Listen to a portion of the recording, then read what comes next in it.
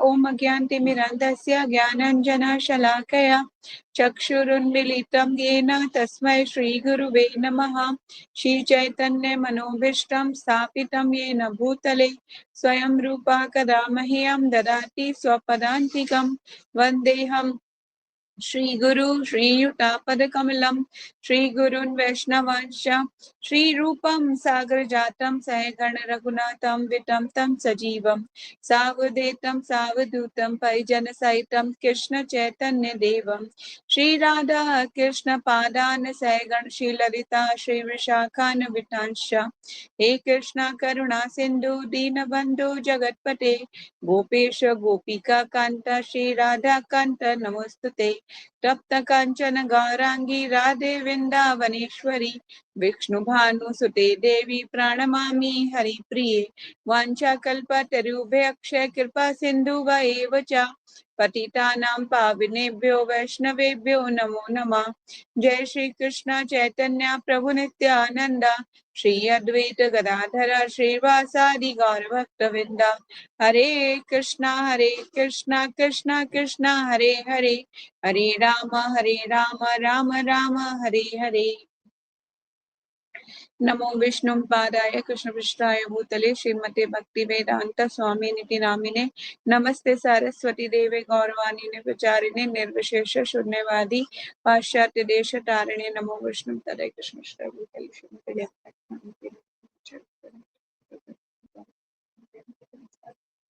मुखं करोति वाचालं पंगुं लंघयति गिरं यत्कृपातहं वन्दे श्रीगुरुं दीनतारिणं परमानन्दं माधवं श्रीचैतन्य ईश्वरम्।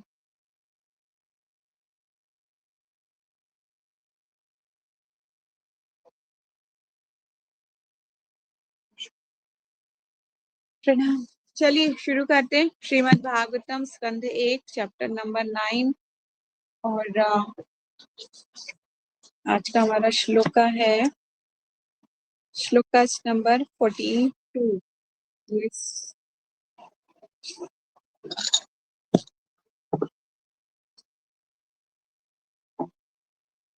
तो कल हमने क्या पढ़ा था, इसमें थोड़ा सा रिवीजन कर लेते हैं।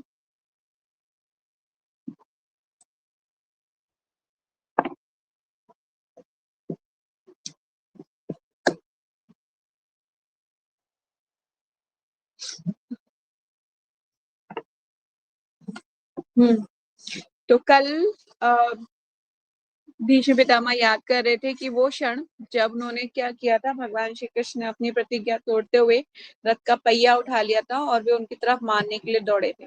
ठीक है, तो वो क्षण को वो याद कर रहे हैं और कह रहे हैं कि मैं वो भूल नहीं सकता। भगवान ने क्या किया था, अपने शुद्ध भक्त की इच्छा को पूरा किया था। ठीक है, तो वो क्षण को याद करा था उन्होंने। तो आज के श्लोक में आगे बढ़ते हैं। पहले प्रणाम करते हैं। ओम नमो भगवते वासुदेवाय। ओम नमो भगवते वासुदेवाय। ओम नमो भगवते वासुदेवाय। नारायणं नमस्कृत्यं नरं चैवं नरोत्तमं देवीं सरस्वतीं व्यासं ततो जयमुदीरये। नष्टप्रायेषु अभद्रेषु नित्यं भागवतं सेवया भगवती उत्तमं श्लोके भक्तिर्भवति नष्टकी। ग्रंथराज श्रीमद् भागवतम की जय। जगत गुरु श्रील प्रभुपाद श्रील गुरुदेव की जय। टाइगर सीतानाथ प्रेमानंदे हरि हरि बोल। तो यस, श्लोकास नंबर 42।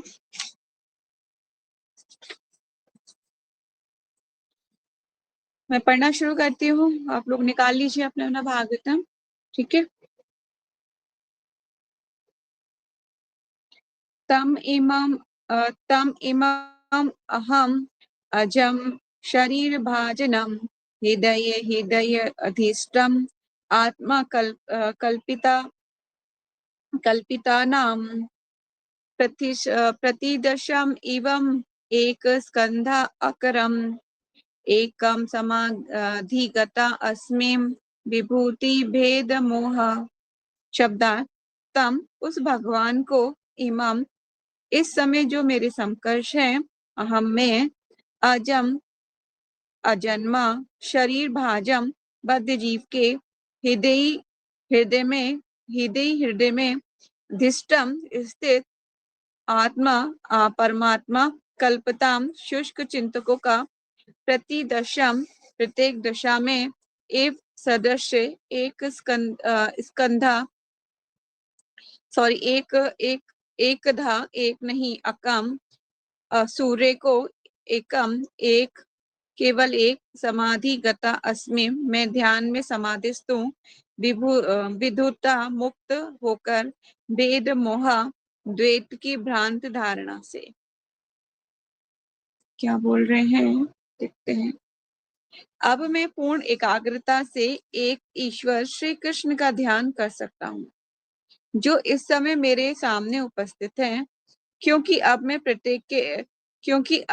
प्रत्येक के हृदय में, यहाँ तक कि जो कि मनोधर्मियों के हृदय में भी रहने वाले, उनके प्रति द्वैत भाव की स्थिति को पार कर चुका हूँ और वे सबों के हृदय में रहते हैं। भले ही सूर्य को भिन्न भिन्न प्रकार से अनुभव किया जाए, किंतु सूर्य तो एक ही है। यहाँ पे वो कहाँ इंडिकेट कर रहे हैं कि भगवान तो एक ही है ना, भगवान एक ही है, यहाँ पर इंडिकेट कर रहे हैं। तात्पर्य में चलते हैं। जगत गुरु श्रीला प्रभुपाद जी की जय।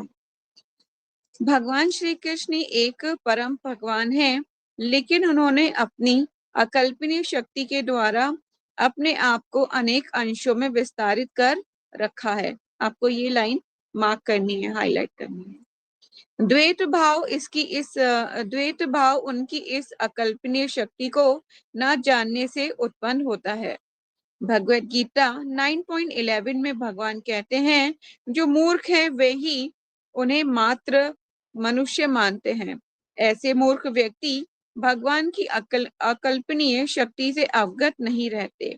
वे अपनी अकल्पनीय शक्ति से सबों के हृदय में उसी प्रकार विद्यमान है जिस प्रकार सूर्य संसार भर के लोगों की आंखों के सामने विद्यमान है।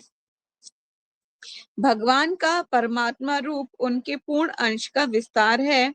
वे अपनी अकल्पनीय शक्ति से प्रत्येक के हृदय में परमात्मा रूप में अपना विस्तार करते हैं। वे अपने व्यक्तिगत तेज के विस्तार के द्वारा ब्रह्म ज्योति के ज्वलायमान तेज के रूप में अपना विस्तार करते हैं। ब्रह्म संगीता में कहा गया है कि ब्रह्म ज्योति उनका व्यक्तिगत तेज है। ठीक है, तो भगवान जो ब्रह्म ज्योति, हमने पहले भी इस बारे में बहुत पढ़ा था कि ब्रह्म ज्योति क्या है ना, भगवान का एक तेज है। उससे ही क्या होता है, भगवान का जो लोक है ना, गोलोक, वो प्रकाशित होता है। ठीक है, भगवान भगवत गीता में कहते हैं कि जो मेरे धाम चला जाता है उसको सूर्य चंद्रमा की कोई आवश्यकता नहीं है, वहां पे सूर्य चंद्रमा का प्रकाश नहीं है, वो स्वयं प्रकाशित है वो स्थान भगवान के तेज से। ठीक है, उनके व्यक्तिगत तेज से वे अपनी व्यक्तिगत तेज के विस्तार के द्वारा ब्रह्म ज्योति के ज्वलायमान तेज के रूप में अपना विस्तार करते हैं। ब्रह्म संगीता में कहा गया है कि ब्रह्म ज्योति उनका व्यक्तिगत तेज है। अतएव उनमें तथा उनके तेज ब्रह्म ज्योति या परमात्मा रूप में उनके पूर्ण अंशों में कोई अंतर नहीं है। अल्पज्ञानी लोग, जिन्हें हम इस तथ्य का पता नहीं है, वे ब्रह्म ज्योति तथा परमात्मा को श्री कृष्ण से भिन्न समझते हैं। भीष्मदेव के मन में द्वैत भाव की यह धारणा पूर्ण रूप से मिट जाती है और वे अब संतुष्ट हैं कि वे भगवान श्री कृष्ण ही हैं, जो सब कुछ है। अतः ये अनुभूति महात्माओं या भक्तों को ही प्राप्त होता है। जैसा कि भगवत गीता 7.19 में कहा गया है, वासुदेव ही सर्वा है और वासुदेव के बिना किसी का कोई अस्तित्व नहीं है। वासुदेव या भगवान श्री कृष्ण ही आदि परम पुरुष हैं, जिसकी पुष्टि अब एक महाजन द्वारा हो रही है। ठीक है, तो बता रहे हैं प्रभुपाद जी, महाजन कौन है, भीष्मदेव, और वो खुद पुष्टि कर रहे हैं एक ही ईश्वर है। कौन, भगवान श्री कृष्ण ही परम ईश्वर है। अतएव नव दीक्षितों तथा शुद्ध भक्त दोनों समान रूप से उनके चरण चिन्हों का अनुसरण करने का प्रयास करना चाहिए। भक्ति मार्ग के लिए यही उपयुक्त विधि है। भीष्मदेव के आराध्य पार्थ सारथी के रूप में भगवान श्री कृष्ण हैं और वे वही कृष्ण वृंदावन में गोपियों के सर्वाधिक मनोहर श्याम सुंदर है। कभी कभी अल्पज्ञ अधीयता भूलवश ये सोचते हैं कि वृंदावन के कृष्ण तथा कुरुक्षेत्र के युद्ध वाले कृष्ण पृथक पृथक व्यक्तित्व हैं। लेकिन भीष्मदेव के मन में यह भ्रांति पूरी तरह दूर हो चुकी है। यहाँ तक कि निर्विशेषवादियों के लक्ष्य निराकार ज्योति के रूप में कृष्ण ही है, और योगियों के लक्ष्य परमात्मा भी कृष्ण है। कृष्ण ब्रह्म ज्योति तथा अंतर्यामी परमात्मा दोनों ही हैं, लेकिन ब्रह्म ज्योति या परमात्मा में ना तो कृष्ण होते हैं और ना कृष्ण के मधुर संबंध। वे अपने साकार रूप में कृष्ण पार्थसारथी तथा वृंदावन के श्याम सुंदर दोनों ही हैं, लेकिन निराकार पक्ष में वे ना तो ब्रह्म ज्योति में है, ना ही परमात्मा में। भीष्मदेव जैसे महात्मा श्री कृष्ण के इन विभिन्न स्वरूपों का अनुभव कर सकते हैं। अतः वे श्री कृष्ण को समस्त स्वरूपों का उद्गम जानकर उन्हीं की पूजा करते हैं। ठीक है, तो यहाँ पर प्रभुपाद जी साफ साफ बता रहे हैं कि जो कुरुक्षेत्र के कृष्ण है और जो वृंदावन के कृष्ण है वे दोनों एक ही हैं। ठीक है, और हम जैसे ब्रह्म ज्योति है को परमात्मा मानते हैं तो वो गलत है। वो नहीं है, वो तो उनके तेज शरीर का तेज निकला इनफल्जेंट। अगर जैसे कि ब्रह्म ज्योति तक जाने का प्रयास करते हैं कुछ निर्विशेषवादी, तो वो सिर्फ क्या ब्रह्म ज्योति तक ही घूमते, जैसे भंवरा होता है ना, भौरा आप समझ लीजिए, भौरा के फूल के आसपास घूम रहा है, उसके आसपास घूम रहा है घूम रहा है घूम रहा है, फिर क्या होता है वो फिर वापस आ जाता है। जैसे ब्रह्म ज्योति के आसपास जाते हैं लोग, फिर वो जो वापस आके इस पृथ्वी पर वापस आ जाते हैं। ठीक है, पर हमारा गोल ब्रह्म ज्योति तक पहुंचने का नहीं है, हम तो भगवान के धाम जाना चाहते हैं, है ना। तो अपना गोल मतलब गोल फिक्स होना चाहिए। आज के लेक्चर में सुन रही थी कि लोगों को लगता है कि मतलब कि भक्ति यांत्रिक तौर पे कर रहे हैं। हाँ ठीक है, 16 वाला कर लिया ना, कोई नहीं, स्वर्ग तक तो चले ही जाएंगे, अगर गोलोक धाम नहीं पहुंचे तो स्वर्ग तक तो चले ही जाएंगे। तो मतलब ऐसी मनोदशा से हमें भक्ति नहीं करनी चाहिए, हमारा गोल फिक्स रहना चाहिए। आज मैं सुनी थी प्रभु जी का लेक्चर, तो उसमें यही था कि हमें इतना इंटेंस डिजायर होनी चाहिए ना कि मुझे इसी जन्म में भगवान चाहिए। अगर ये डिजायर नहीं है ना आपकी, तो आप जो है ना अपनी स्पिरिचुअल लाइफ में कभी आगे नहीं बढ़ पाओगे। हमेशा ही मतलब डामाडोल रहेगी सिचुएशन। कभी जैसे कहते हैं ना, तटस्थ शक्ति है जीव, कभी इधर कभी उधर कभी इधर कभी उधर डोलता ही रहेगा। इसलिए ना हमारा गोल फिक्स होना चाहिए कि मुझे करना क्या है, करना क्या है, मुझे कल का दिन आएगा मैं क्या क्या करूंगी। मैं रोज ही सोचती हूँ आज भी दिन बीत गया, आज भी दिन बीत गया, पता नहीं कितने दिन है ना आज। और जब सुबह उठते हैं, थैंक यू कृष्णा, आपने मुझे आज का दिन दिखाया, हमें थैंक यू बोलना चाहिए भगवान को।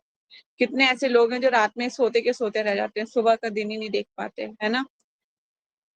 तो इट्स वेरी इंपॉर्टेंट कि हमें भगवान निर्विशेष ज्योति मतलब ब्रह्म ज्योति पे नहीं ध्यान लगाना, हमें ये सोचना चाहिए भगवान कृष्ण ही एकमात्र परम पुरुष है।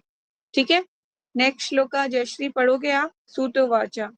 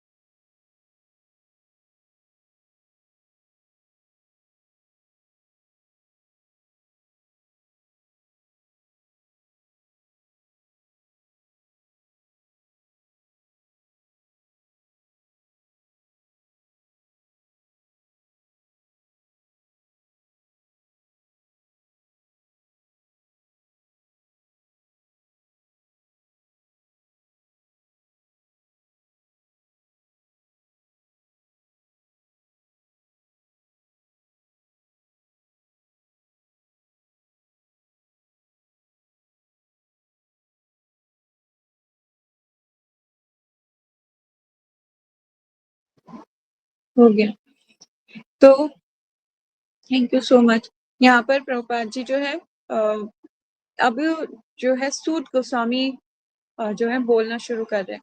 चल तो उन्हीं की कन्वर्सेशन रही है, पर वो बीच बीच में क्या था, वो बताते थे कि भीष्मदेव की क्या क्या विचार, भीष्म वाचा आ गया था। तो अभी सूत गोस्वामी जो है दोबारा से शौनक आदि ऋषियों को बता रहे हैं। क्या बता रहे हैं कि सूत गोस्वामी ने कहा, इस प्रकार भीष्मदेव ने मन, वाणी तथा दृष्टि तथा कार्यों से अपने आप को परमात्मा अर्थात पूर्ण पुरुषोत्तम भगवान श्री कृष्ण में लीन कर दिया और शांत होकर उनकी श्वास रुक गई। ठीक है, उन्होंने अपना मतलब अपनी फुल्ली कॉन्शियसनेस को कहाँ लगा दिया, भगवान की तरफ। यहाँ पर निर्विकल्प समाधि की बात की गई है। ठीक है, निर्विकल्प समाधि की अवस्था क्या होती है, स्पष्ट रूप से यहाँ पर प्रभुपाद जी ने बता दिया है। निर्विकल्प समाधि है भीष्मदेव द्वारा अपना भौतिक शरीर त्यागते समय प्राप्त की गई अवस्था निर्विकल्प समाधि कहलाती है, क्योंकि उन्होंने क्योंकि उन्होंने अपने आत्मा को भगवान के चिंतन में और अपने मन को उनके विभिन्न कार्यों का स्मरण करने में लीन कर दिया था।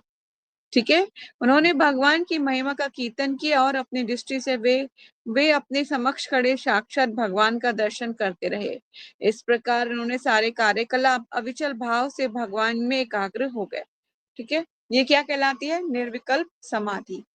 ठीक है, इसमें कोई मतलब भगवान और भक्त के बीच एक जरा सी भी बारीक भी कोई लाइन नहीं रहती।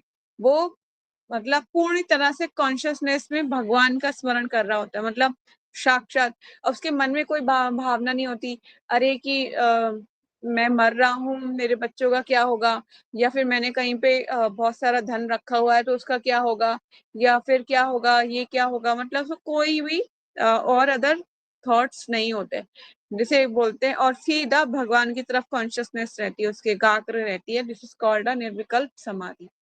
ठीक है, मन, उसकी बुद्धि सब पूरी तरह से भगवान में एकाग्र होती है, उसे बोलते हैं निर्विकल्प समाधि। आप इसको हाईलाइट कर सकते हो पैराग्राफ को। ठीक है, निर्विकल्प समाधि में और लीन कर दिया था, यहाँ तक निर्विकल्प समाधि का अर्थ है। ठीक है, और इसमें एक और चीज बोली गई है नवदा भक्ति के बारे में। बार बार यहाँ पे नवदा भक्ति का वर्णन क्यों किया जा रहा है, ये बताने के लिए कि नवदा भक्ति बहुत इंपॉर्टेंट है, बहुत इंपॉर्टेंट है। हमने किसी ना किसी चीज में, इन नौ में से किसी एक में अपने आप को स्थिर करना होता है। कुछ भी आप कीजिए, सबसे इम्पोर्टेंट लाइन कौन सी है इसमें, चीज बताई जाती है श्रवणम, है ना, सुनना, हेयरिंग।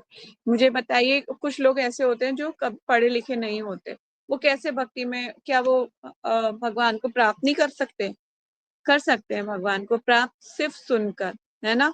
सुनने से भी जो है लाभ मिल सकता है।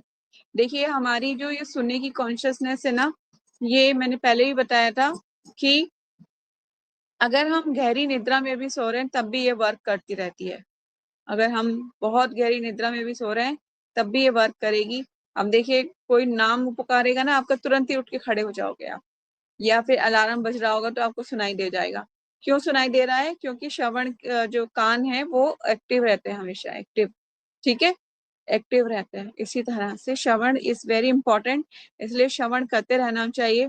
हो सकता है कीर्तन आप बहुत लॉन्ग से लॉन्ग टाइम भी आपको ना सुन पाओ किसी भी कारणवश, पर लेकिन जो शास्त्रों के लिए लेक्चर्स होते हैं, देखिए हम अब हर एक इंसान को कुछ ना कुछ चीजें पसंद होती हैं। किसी को लेक्चर पसंद होता है, किसी को फिलोसफी पसंद होती है, किसी को लाइट मतलब कि हंसते हंसते भक्ति सीखना पसंद है। हम प्रभु जी हंसते हंसते ही सब बता देते हैं, बड़ी से बड़ी फिलोसफी को समझा देते हैं। इसी तरह से हर एक का एक एरिया ऑफ इंटरेस्ट होता है। किसी को फिलोसफी पसंद है, किसी को कीर्तन पसंद है, किसी को डांसिंग पसंद है, किसी को मतलब सिर्फ लेक्चर्स चलते रहे उसको वही पसंद है, किसी को कीर्तन चलता रहे वो पसंद है। तो ये सब आपको खुद डिसाइड करना पड़ेगा कि आपको क्या पसंद है ना। तो ये एक्टिविटी हम करते हैं, ये एक्टिविटी कल मैं पूछूंगी आप लोगों को आपका एरिया ऑफ इंटरेस्ट क्या है इन भक्ति। ठीक है, तो ये श्रवण की विधि अत्यंत महत्वपूर्ण है। सदैव ही हमें क्या करना चाहिए, प्रभुपाद जी बोल रहे हैं, भगवत गीता तथा श्रीमद् भागवतम के भगवान के शब्द उनसे अभिन्न है। वे भगवान के शब्द अवतार हैं। कोई भी मनुष्य 8 वर्षों में से श्री विष्णुदेव जैसी अवस्था प्राप्त करके इनका लाभ उठा सकता है। प्रत्येक मनुष्य या पशु को एक निश्चित आयु में मरना होता है। ये लाइन आप हाईलाइट कर लीजिए जो मैं पढ़ने वाली हूँ। जो व्यक्ति विष्णुदेव की तरह मरता है वे पूर्णता प्राप्त करता है, और जो प्रकृति के नियमों से बाध्य होकर मरता है वे पशु की तरह मरता है। मनुष्य तथा पशु में यही अंतर है। अतः मनुष्य विशिष्ट जीवन में विष्णुदेव जैसी मृत्यु के लिए है। ठीक है, तो मतलब जो हमारी कॉन्शियसनेस से डिपेंड करती है कि मृत्यु के समय क्या सोच रहे थे हम। ठीक है, दूसरा, मनुष्य और पशु में क्या अंतर है? क्या अंतर है? मनुष्य अपने अच्छे और बुरे को समझ सकता है और पशु नहीं समझ सकता। वो 4 ही काम जानता है, खाना, सोना, बच्चे पैदा करना और मतलब अपना सुरक्षा करना। ये 4 चीजों को जानता है। फिर मनुष्य इन 4 कामों को तो करता ही है, 5वां काम वो क्या करता है? अपने हित के बारे में सोच सकता है। उसका हित काय में है? उसका हित है भगवान के चरणों में अपने मन को एकाग्र करना में हित है उसका। अगर वो ये काम नहीं करेगा तो मनुष्य रूपी जो उसको अपॉर्चुनिटी मिली है भगवान तक पहुंचने की, तो वो गवा देगा। देखिए ना, मनुष्य जीवन कितना दुर्लभ है, बहुत दुर्लभ है। इसलिए हमारे शास्त्र क्या बोलते हैं? मनुष्य जीवन इतना दुर्लभ है कि बार बार नहीं मिलता। 84 लाख योनियों को पार करने के बाद तब जाके कहीं कृपा होती है भगवान की, तब जाके हमें मनुष्य शरीर प्राप्त होता है। बहुत दुर्लभ है मनुष्य शरीर। एक बार एक लेक्चर में मोहन प्रभु जी बोल रहे थे कि जो हमारे टेम्पल में आपको कबूतर दिख रहे हैं, है ना, अभी कबूतर कम हो गए हैं। तो कम कम क्यों हो गए? अब इन्होंने ना शरीर त्याग करके मनुष्य शरीर लेके आ जाएंगे और अपनी भक्ति को स्टार्ट कर देंगे तुरंत ही। अब वो मतलब कहने का प्रयास ये कर रहे थे कि मंदिर में क्या होता है, वो श्रवण कर रहे हैं, उनके भी कान हैं, सुन रहे हैं, है ना। श्रवण करते करते करते करते ऐसा प्रभाव होता है कि वो उनके जो है अच्छे अकाउंट जो है वो बढ़ जाता है, मनुष्य शरीर मिल जाएगा। वहां के पेड़ पौधे, मंदिर के पेड़ पौधे जो भी है, चींटियां भी क्यों ना है, वो भी आ जाएंगी मनुष्य शरीर लेके, है ना। क्या कर रही है चींटियां वहां पे? आप कहोगे माता चींटियों का क्या रोल है? चींटियां वहां पे क्या कर रही है? चींटियां वहां पे जो है मंदिर में गिरा प्रसाद को खा रही है ना। पेड़ों में गिरा हुआ चरणामृत को वो पी रही है, और फूलों को सूंघ रही है, भगवान के जो ऊपर फूल चढ़ाए जाते हैं उनको वो सूंघ रही है। वो सारा वो कार्य कर रही है जो एक व्यक्ति में जीवन में आगे बढ़ने में उनकी हेल्प कर सकता है। मनुष्य शरीर लेके आ जाना है उन्होंने, क्योंकि वो उस शरीर में तो अपने आध्यात्मिक जीवन को शुरू नहीं कर सकते, मनुष्य शरीर चाहिए ना उसके लिए, तो वो आ जाएंगे शुरू करने अपने जीवन को। दिस इज वेरी इंपॉर्टेंट कि आप जो है इसीलिए ना जितना हो सके अपने घर में चैंटिंग बॉक्स को लगा के रखना चाहिए। प्रभुपाद जी का जो चैंटिंग बॉक्स आता है उसको हमें लगा के रखना चाहिए।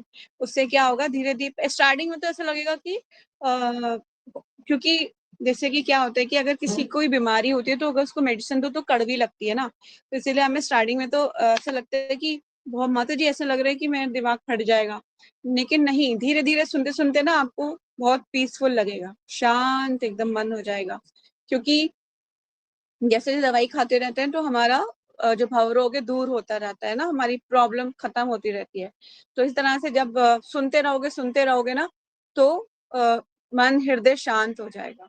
आपने देखा होगा, सब लोगों का ये एक्सपीरियंस जरूर होगा कि जब हम चैंटिंग करते हैं ना तो क्या होता है, हमें नींद आने लगती है। होता है नहीं होता है?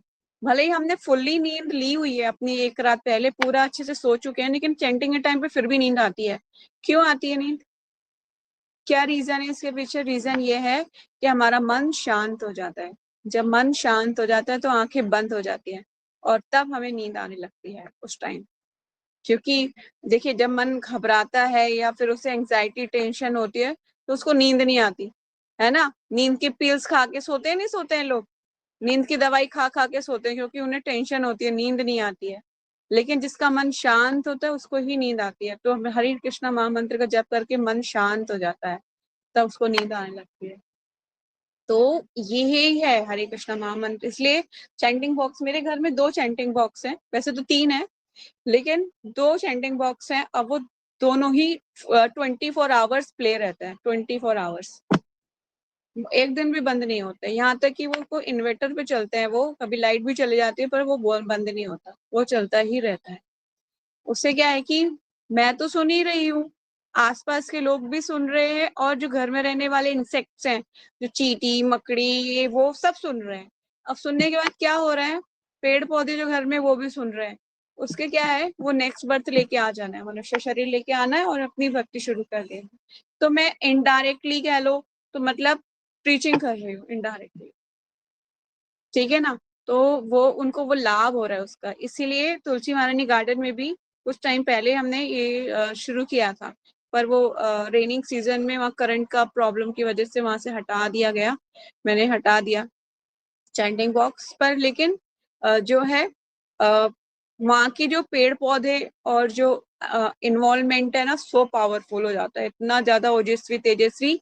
आप जो है उसके एरिया उसी एरिया में इतना ज्यादा प्रभावशाली रहता है ना, कह लीजिए वो पूरा वृंदावन क्रिएट हो जाता है, पूरा वृंदावन लाइक सो पावरफुल स्थान है ना, उसका मतलब ऑरा बहुत हाई पावरफुल होता है। तो इसलिए आप लोगों को भी मैं सजेस्ट करूंगी कि आपको भी चैंटिंग बॉक्स एक प्ले करके रखना चाहिए, बल्कि रात को अपने बेडरूम में भी ना हमें प्ले करके सोना चाहिए। मैं सुन रही थी निताई सेवनी माता जी का लेक्चर, तो वो कह रही थी कि हम लोग ज्यादातर ऐसा तो नहीं कि 24 आवर्स कभी स्मरण कर पाए, गृहस्थ लाइफ में है तो गृहस्थ लाइफ में कुछ काम होते हैं, बच्चों की कुछ रिस्पॉन्सिबिलिटीज होती हैं, तो डे टू डे लाइफ में हम नहीं इतना स्मरण कर पाते भगवान का। पर मैं एक काम हमेशा करती हूँ कि मैं अपने बेडरूम में 24 आवर्स चैंटिंग बॉक्स लगा के रखती हूँ, वो चलता रहता है सोते हुए भी। अगर इन केस ऑफ सोते सोते प्राण निकल गए, कान में तो हरे कृष्णा महामंत्र गया हुआ है, कुछ तो बेनिफिट जरूर होगा ना, है ना। क्योंकि श्रवण मैंने जैसे बताया कि हम अगर सो रहे हो तो हमारी कानों की जो श्रवण वेव है, हमारा जो कर्ण इंद्रियां हैं वो एक्टिव रहती हैं, है ना। तो दिस इज वेरी इंपॉर्टेंट, ये बहुत बहुत इंपॉर्टेंट है। वो बोल रही थी हो सकता है खराब हो जाए जल्दी रेंटिंग बॉक्स, पर कोई नहीं, इतना महंगा नहीं आता कि आप अफोर्ड ना कर पाओ, उसको दोबारा खरीद लो। लेकिन इट्स वेरी इंपॉर्टेंट, हमारी श्रवण श्रवण विधि इज वेरी इंपॉर्टेंट, तो उस पर ही बल दिया जाता है। ठीक है, तो श्लोकास नंबर नेक्स्ट करते हैं 44।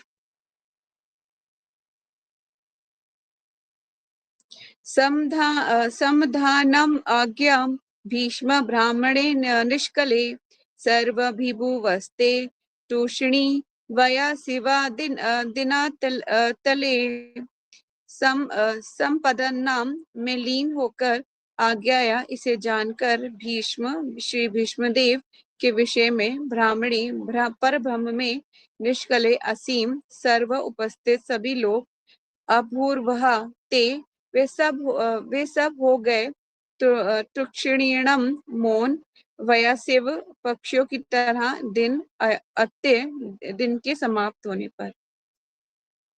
ये जानकर कि भीष्मदेव अनंत परम पूर्ण में लीन हो गए, वहां पर उपस्थित सारे लोग उसी तरह मौन हो गए जिस प्रकार दिन समाप्त होने पर पक्षी मौन हो जाते हैं। बहुत सुंदर सुद गोस्वामी इस लेक्चर मतलब श्लोका को कोट कर रहे हैं। दो भीष्मदेव ने अपने प्राणों को छोड़ दिया है ना, एक शुद्ध भक्त। देखिए उनको एक तो इच्छा मृत्यु का वरदान था, और उन्होंने एक उचित टाइम का वेट किया और भगवान के साक्षात दर्शन किए, है ना। इच्छा मृत्यु का वरदान का उन्होंने फुल्ली यूटिलाइज किया, फुल्ली यूटिलाइज। और मतलब हर एक की डिजायर यही होती है कि वो भगवान के सामने अपने प्राण को छोड़े, है ना। और यमुना जी का तट हो, सामने भगवान का मंदिर हो, और मैं भगवान को देखते देखते प्राण छोड़ू, है ना। मैं तो मैं एक बार मिला माता जी को, बोल रही थी माता जी अगर मैं चाहती हूँ कि मेरे प्राण निकले तो मैं वृंदावन में हूँ, और मेरी उस दिन चैंटिंग हियरिंग रीडिंग सब हो चुका हो, क्योंकि मैं भगवान के धाम जाऊं, भगवान बोले आज का कोटा पूरा करके नहीं आए वापस चले जाओ। तो मतलब मेरा सारा कुछ हो जाना चाहिए, उस दिन मैं कंप्लीट कर चुकी हूँ, और वृंदावन में हूँ और भगवान सामने हो मेरे। बस बस यही चाहती हूँ मैं, मेरा हर मेरी चैंटिंग वाला मेरे हाथ में है। बस उस टाइम पे प्राण निकल जाए, कोई और कुछ चाहिए नहीं। चाहे मतलब मैं मुझे कौन लेके जा रहा है, मेरी शैया निकल रही है तो कौन लेके जा रहा है, क्या हो रहा है, वो कोई मैटर नहीं करता। बस इतना ही हो जाए कि मैं वृंदावन धाम में ही अपने प्राण को त्यागो। तो ये वेरी इंपॉर्टेंट। तो ये अब उन्होंने अपने प्राणों को छोड़ दिया है, तो वहां पे जो उपस्थित सभी लोग हैं शांत हो गए। तो एक एनालॉजी दे रहे हैं, इस तरह से जिस तरह से पक्षी शाम होते ही शांत हो जाते हैं, है ना। आप देखिए ना, हाँ, ये जो पक्षी होते हैं शाम होते ही शांत क्यों हो जाते हैं? कोई क्वेश्चन किया आप, कभी सोचा आपने क्यों? क्योंकि उनका एक रूल होता है, early bed too early rise, है ना। और हमारा क्या होता है? हमारा लोगों क्या है? लेट लेट स्लीपिंग और लेट वेकअप, ये हमारा स्लोगन है।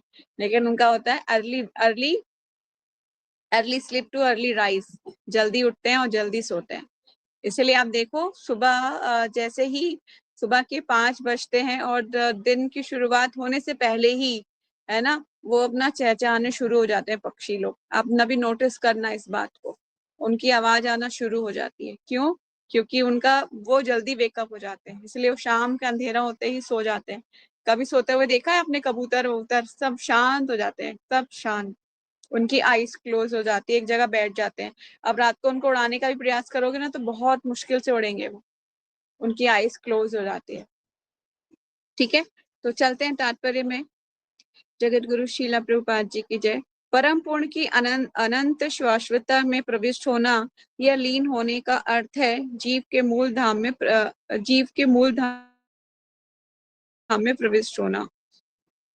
सारे जीव परमेश्वर के परम व्यक्तित्व के ही अंश हैं, अतएव उनमें से सेवक तथा सेव्य भाव से शाश्वत रूप से संबंधित है। भगवान अपने समस्त अंशों द्वारा उसी तरह सेवित हैं जिस प्रकार पूरी मशीन अपने कल पुर्जों से संचालित होती है। यहाँ पे प्रभुपाद जी एनालॉजी दे रहे हैं, जिस तरह से मशीन होती है ना, उसके उसमें कुछ पुर्जे होते हैं, कल पुर्जे मतलब कि पार्ट्स, बॉडी उसके मशीन के पार्ट्स होते हैं, है ना। जैसे पूरे पार्ट्स मिलके मशीन को सहायता पहुंचाते हैं ना। अब बिना आप उसकी मशीन के पार्ट्स निकाल दो तो क्या मशीन वर्क कर पाएगी? नहीं कर पाएगी। उसी तरह से पार्ट्स का रोल क्या है? जब वो मशीन में लगते हैं तब पूर्ण होता है ना, तब वो पूर्ण बनते हैं। उसी तरह से बोल रहे हैं प्रभुपाद जी, जो जीव है जब तक वो भगवान से कनेक्ट नहीं होगा तो वो पूर्ण नहीं बन पाएगा कभी भी, है ना। पुर्जे किसी, आप देखिए ना, जमीन अब जो है सड़क पे चल रहे हो, कोई पुर्जा आपको मिलता है किसी मशीन का, तो क्या वो यूजफुल है आपके? नहीं। जब तक उसकी मशीन उसके पास नहीं है, आप उसमें फिट ही नहीं कर पाओगे उसको, है ना।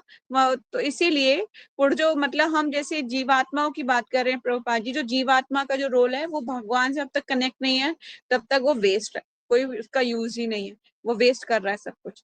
ठीक है, तो जिस प्रकार पूरी मशीन अपने कल पुर्जों से संचालित होती है, यदि मशीन का कोई पुर्जा उससे विलग कर दिया जाए तो उसकी कोई उपयोगिता नहीं रह जाती। इसी प्रकार भगवान की सेवा से विलग उनका कोई भी अंश व्यर्थ हो जाता है। भौतिक जगत में जितने भी जीव हैं वे सारे परम पूर्ण से पृथक हुए अंश हैं और वे मूल अंशों के तुल्य महत्वपूर्ण नहीं रह जाते। यद्यपि कुछ जीव अधिक जुड़े हुए होते हैं और नित्य मुक्त होते हैं। भगवान की भौतिक शक्ति, जिसे दुर्गा शक्ति या बंदीगृह की अध्यक्षता कहा जाता है, सारे छितराए हुए अंशों का भार अपने ऊपर ले लेती है। इस प्रकार ये जीव प्रकृति के नियम अनुसार जीवन बताते हैं।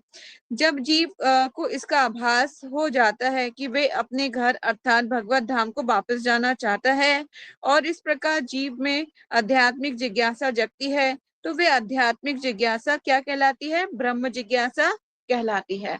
ठीक है, प्रमुख रूप से ये ब्रह्म जिज्ञासा ज्ञान, वैराग्य तथा भगवत भक्ति से सफलीभूत होती है। ज्ञान का अर्थ है परब्रह्म अर्थात परम पूर्ण विषयक प्रत्येक वस्तु का ज्ञान। वैराग्य का अर्थ है भौतिक आसक्ति से विरक्ति और भक्ति में सेवा जीव की मूल स्थिति के द्वारा अभ्यास किया जाने वाला पुनः जागरण है। जो सफल जीव परम पूर्ण के राज्य में प्रवेश करने के अधिकारी होते हैं, वे ज्ञानी, योगी तथा भक्त कहलाते हैं। ज्ञानी, योगी तथा भगवान के व्यक्तित्वहीन तेज में प्रविष्ट होते हैं। लेकिन भक्त वैकुंठ लोक कहे जाने वाले दिव्य लोकों में प्रविष्ट होते हैं। इन दिव्य लोकों में नारायण के रूप में परमेश्वर का अस्तित्व अधिपत्य रहता है और स्वस्थ तथा मुक्त जीव दास सखा माता पिता तथा प्रेमी के रूप में भगवान की प्रेम में सेवा करते हुए वहां रहते हैं। वहां मुक्त जीव भगवान के साथ पूर्ण उन्मुक्तता से रहकर जीवन का आनंद उठाते हैं। लेकिन निराकारवादी ज्ञानी तथा योगी वैकुंठ लोक के निर्विशेष तेज में प्रवेश करते हैं। वैकुंठ लोक का ग्रह सूर्य के समान स्वतः प्रदीप्त रहते हैं और वैकुंठ लोक ग्रहों के किरणें ब्रह्म ज्योति कहलाती हैं। इस ब्रह्म ज्योति का अनंत प्रसार रहता है और ये भौतिक जगत इस ब्रह्म ज्योति से ढका हुआ एक नगण्य अंश मात्र है। ये आवरण क्षणिक है, अतः ये एक प्रकार का ब्रह्म मोह है। भगवान का शुद्ध भक्त होने के कारण भीष्मदेव आध्यात्मिक क्षेत्र में वैकुंठ ग्रहों में से एक में प्रविष्ट हुए, जहां भगवान अपने पार्थार्थी के रूप में मुक्त जीवों के ऊपर अधिकार जमाए हुए हैं और वे जीव निरंतर उनकी सेवा में लगे रहते हैं। भगवान भगवान तथा भक्त जिस प्रेम तथा स्नेह से बंधे रहते हैं वे भीष्मदेव में प्रकट है। भीष्मदेव भगवान के पार्थसारथी वाले दिव्य स्वरूप को कभी नहीं भूले। जिस समय वे भीष्मदेव दिव्य लोक को पलायन कर रहे थे, तब भगवान का शरीर उनके समक्ष उपस्थित थे। ये जीवन की सर्वोच्च सिद्धि है। ठीक है, तो एक सर्वोच्च सिद्धि क्या है? भगवान को समझना, मतलब भगवान के समकक्ष ये जान, अगर हम ये भी जान रहे हैं ना कि कृष्णा सुप्रीम पर्सनैलिटी गॉड है, ये नहीं कि सिर्फ पढ़ने के लिए, अपने दिल दिमाग से भी जान जाए ना, तो ये भी बहुत बड़ी अचीवमेंट है जीवात्मा के लिए। क्योंकि हमें लगता है सिर्फ हाँ बुकिश नॉलेज हमने पढ़ लिया यही बहुत है, लेकिन एक्चुअल में इसको अपनाना और अपनी लाइफ में इसको हैंडल करना और समझना एवरी क्षण कृष्णा है ना, वाई आई एम वरी, भगवान है तो मैं क्यों चिंता करूं किसी चीज की, क्यों होता है दुख और दुख, है ना, सुख दुख के पीछे क्यों भागूं, कृष्णा है ना, सब संभाल लेंगे भगवान। भगवान पे डिपेंड होना चाहिए।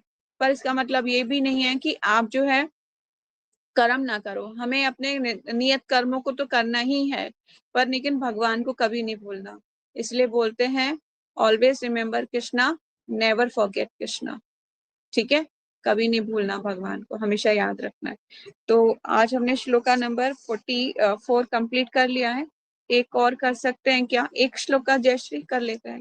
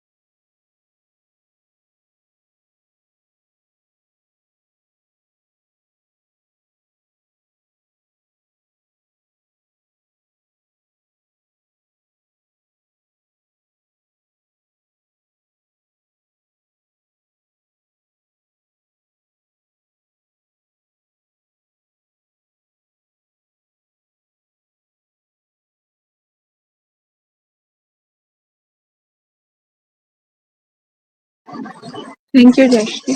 तो यहाँ पर सूद गोस्वामी आगे बोल रहे हैं कि तत्पश्चात मनुष्य तथा देवताओं ने सम्मान में नगाड़े बजाए और निष्ठावान राजाओं ने सम्मान तथा आदर प्रदर्शित किया और आकाश से पुष्पों की वर्षा होने लगी।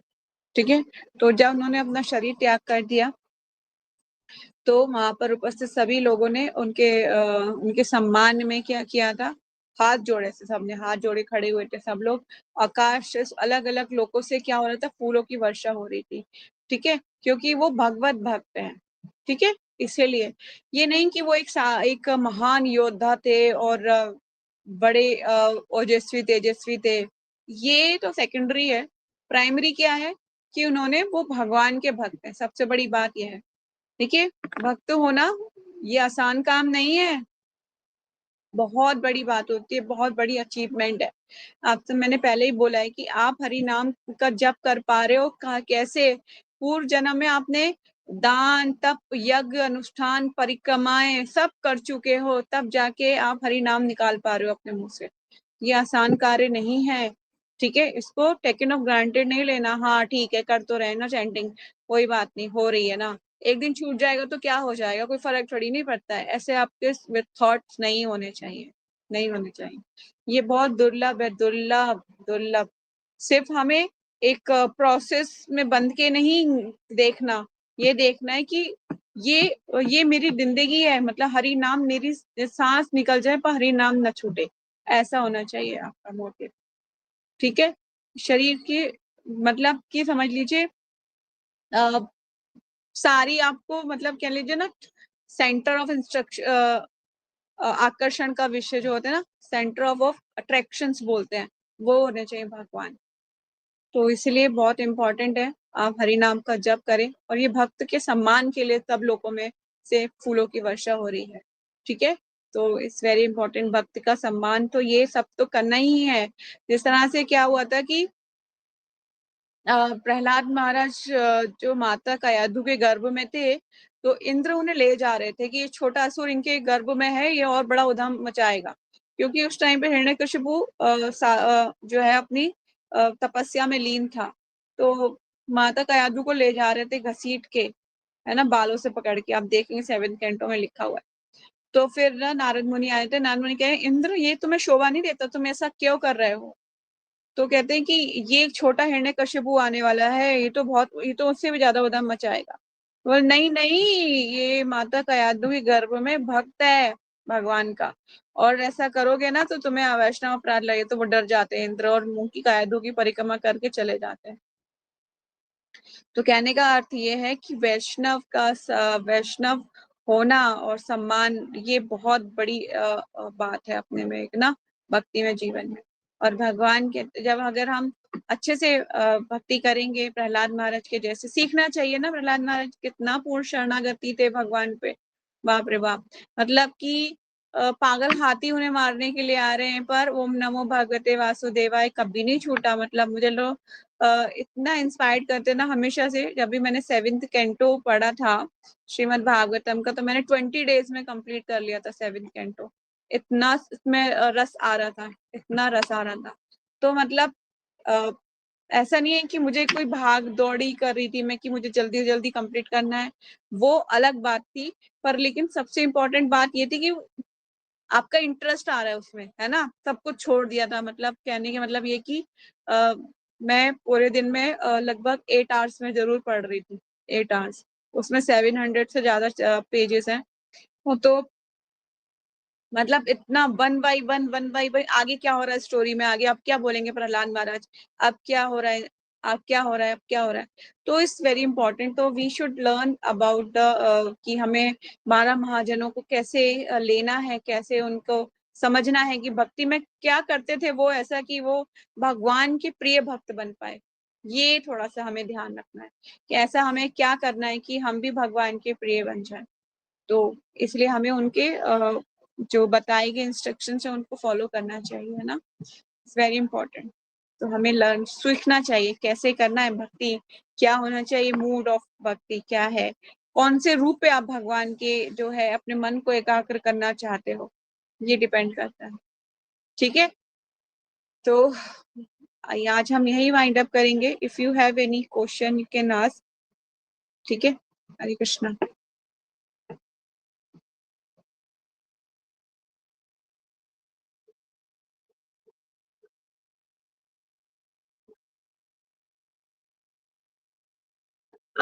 यहाँ पे तो प्रभुपाद जी के तात्पर्य में वैकुंठ लोक लिखा हुआ है. ठीक है. इस बाकी मैं आपको सिर्फ फर्दर पूछ के बताऊंगी, क्योंकि उनका यहाँ पे बार बार प्रभुपाद जी इस बात पे फोकस कर रहे हैं कि वो ना भगवान के पार्थ सारथी रूप पे ध्यान लगा रहे थे. पार्थ सारथी रूप पे ध्यान था उनका. उसी पे उन्होंने अपने मन को एकाग्र किया हुआ था. लेकिन ना थोड़ा सा इसमें कंट्राडिक्शन ये है कि है तो वहां पर पार्थ सारथी भी तो स्वयं भगवान श्री कृष्ण ही है ना. तो क्या वो गोलोक गए या कहाँ गए? तो एक बार यहाँ पे तो वैकुंठ लोक लिखा हुआ है तात्पर्य में. एक बार मैं पूछ के इसको आपको क्लियर करके बताऊं. ठीक है. Any more question? Hare Krishna ji. माता जी, हाँ. मुझे ये क्वेश्चन पूछना था कि हम हरे कृष्ण महामंत्र करते हैं और ये सुप्रीम है, मतलब इसको हमें करना ही है, बट हम क्या ओम नमो भगवते वासुदेवाय का जप नहीं कर सकते? ऐसा कुछ है? नहीं, ये क्यों? इसलिए क्योंकि वो जैसे कि हर मर्ज की अलग अलग दवाई होती है ना. अगर मैं बोलूं कि आपको फीवर नहीं है, आपको कोल्ड है, और मैं आपको बोलूं कि आप फीवर वाली मेडिसिन खाओ, तो क्या आप खाओगे? उससे तो आपका कोल्ड ठीक नहीं होगा, है ना. आप कहोगे माता जी मुझे तो कोल्ड वाली मेडिसिन दो क्योंकि मुझे कोल्ड है. इसी तरह से हर युग का ना अलग अलग मंत्र होता है. सतयुग का मंत्र था ओम नमो भगवते वासुदेवाय, तो वो ओम नमो भगवते वासुदेवाय जप करते थे, है ना. इसीलिए कलयुग के लिए क्या है? कलयुग के लिए है हरे कृष्णा महामंत्र. इसीलिए कलयुग में यही मंत्र करना है. हमारे शास्त्रों ने यही मंत्र बताया हुआ है. पता है कलयुग में सबसे आसान है भगवान को प्राप्त करना, सबसे आसान है. और युगों के अनुसार और युगों की तुलना में.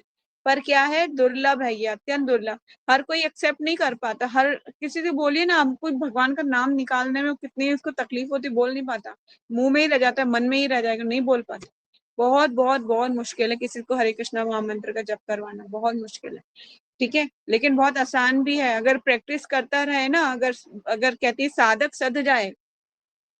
साधक भगवान की भक्ति करने वाला साधक कहलाता है ना. अभी हम साधक की लेवल पे ही हैं, अभी सीख रहे हैं, लर्नर लर्नर जिसे कहते हैं. अभी हम सीख रहे हैं. अगर कोई सध जाता है ना अपने नियमों को, जैसे कि कैसे समझाऊं मैं आपको. जैसे किसी का उठने का टाइम फिक्स है, कई सालों से एक ही टाइम पे उठ रहा है ना. एक ही टाइम पे चैंटिंग कर रहा है, एक ही टाइम पे वर्शिप डीटी वर्शिप कर रहा है, एक ही टाइम पे खा रहा है, एक ही टाइम पे सो रहा है. सारा उसका टाइमिंग लॉन्ग टाइम से एक ही टाइमिंग पे हो रहा है, उसका कभी भी ऊपर नीचे नहीं होता. वो सध जाएगा. और सध जाता है जो, उसके पास सिद्धियां आना शुरू हो जाती हैं. वो जो बोलेगा ना वो हो जाएगा. वो जो कहेगा वो पूर्णतः पूर्ण हो जाएगा. दूसरा, भगवान उसके बहुत नजदीक होंगे. वो भगवान से बातें कर सकता है, भगवान उसको जवाब दे सकते हैं. लेकिन कौन सुनेगा? वो सुनेगा, और कोई नहीं सुन सकता उसको. ठीक है. वही उसके पास ऐसी सिद्धियां आ जाती हैं. इसीलिए ये सिद्धियां कैसे आती है? साधक जब सध जाता है तब. बहुत इंपॉर्टेंट है ये. अब देखिए ना, हिमालय की कंदराओं में आज भी लोग जो है तपस्या कर रहे हैं. साधु संत कहाँ से निकल के आते हैं? ये नागे बाबा, ये कुंभ के मेले में कहाँ से आते हैं? वो सब कंदराओं में और ऐसे दुर्गम स्थानों पे जहाँ पे ज्यादा पॉपुलेशन नहीं है, बहुत कम लोग दिखते हैं, वहां पर रहते हैं वो. ठीक है. और तपस्या करते रहते हैं भगवान के नाम की. और जब कुंभ आता है ना, तो कुंभ जब आता है तो वो निकल के आते हैं और गंगा में स्नान करने के लिए. वो एक पर्टिकुलर मुहूर्त में स्नान किया जाता है. ठीक है. तो साधक का यही होता है अर्थ. इसीलिए तो अभी तो हम बिगनर्स ही हैं. अभी तो जैसे चींटी चढ़ती है ना, दीवार पे चढ़ती है और 100 बार गिरती है, दीवार पे चढ़ती है, फिर 100 बार गिरती है, 100 बार गिरती है, गिरती रहती है, गिरती रहती है, गिरती रहती है. एक ना एक दिन तो आता ही है कि चढ़ ही जाती है ना. इसलिए भी हमें प्रयास करना ही पड़ेगा. ये और कोई रास्ता ही नहीं है. गिरते रहो, कोई बात नहीं, लेकिन होप मत छोड़ो, अपनी आशा को मत छोड़िए. एक ना एक दिन तो हम अचीव कर ही लेंगे, है ना. ठीक है. Any more question?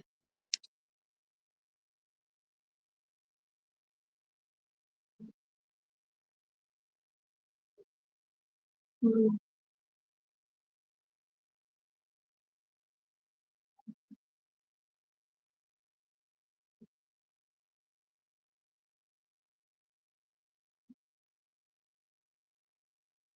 हम्म।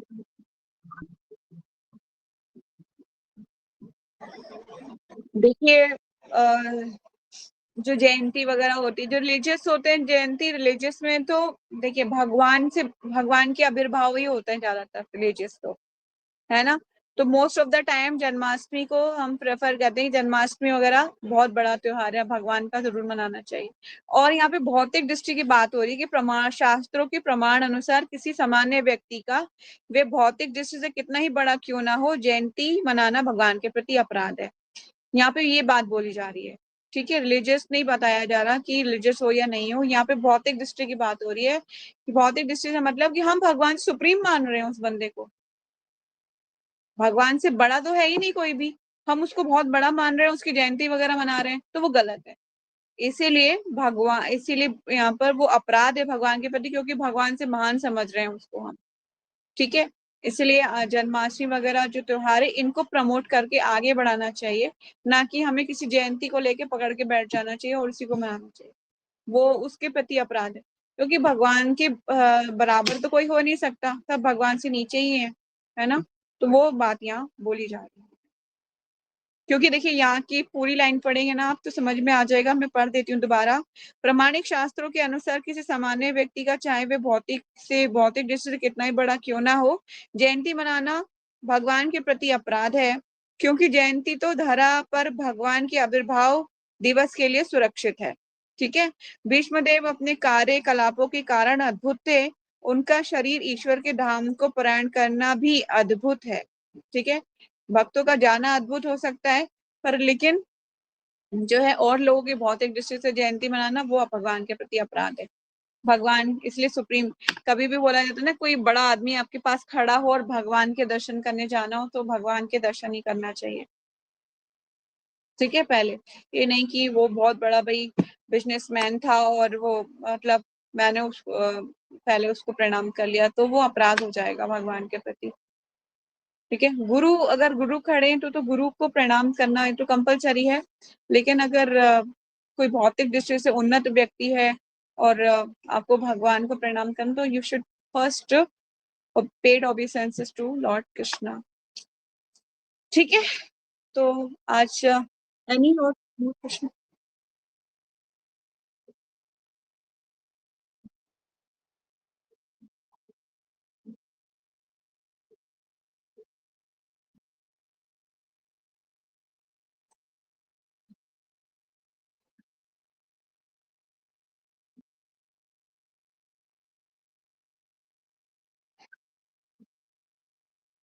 ये गलत है।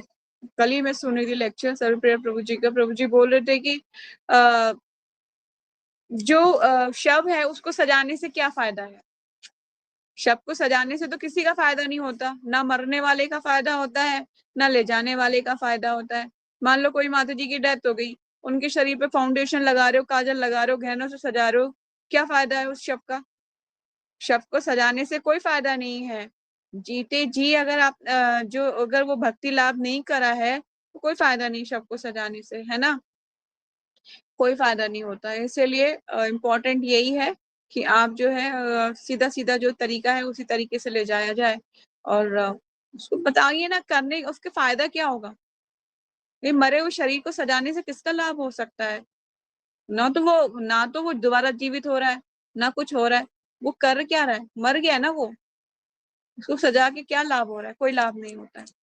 ठीक है, और जो भक्त होते हैं, भक्तों को, जो भगवान के भक्त होते हैं, जैसे कि किसी भक्त ने इस धाम से मतलब गोलोक चले गए, है ना। कोई महान वैष्णव इस धाम से गोलोक चले गए, भगवान के धाम। उनको क्यों सजाते हैं, क्योंकि वो उनका शरीर दिव्य शरीर है, ट्रांसेंडेंटल बॉडी। होल पूरी जिंदगी उन्होंने अपने हरि नाम का जप किया है, तो भगवान की उतरी माला उनको दी जाती है, उनको सजाया जाता है, उनको ले जाया जाता है तब, क्योंकि ट्रांसेंडेंटल है बॉडी वो, शुद्ध बॉडी है, शुद्ध एकदम पवित्र। ठीक है, क्योंकि जप किया है ना, भगवान का नाम का जप किया है। आप समझ लीजिए किसी चीज पे अगर भगवान का फोटो भी बना हुआ है तो वो भी कितना पवित्र होता है ना वो चीज। तो लगाइए कि उसने अपने शरीर पे तिलक धारण किया हुआ है, वैष्णव तिलक धारण किया हुआ है, पूरे जीवन हरि नाम का जप किया है, माला है उनके, हरि कंठी पहनी हुई है शायद गले में, है ना।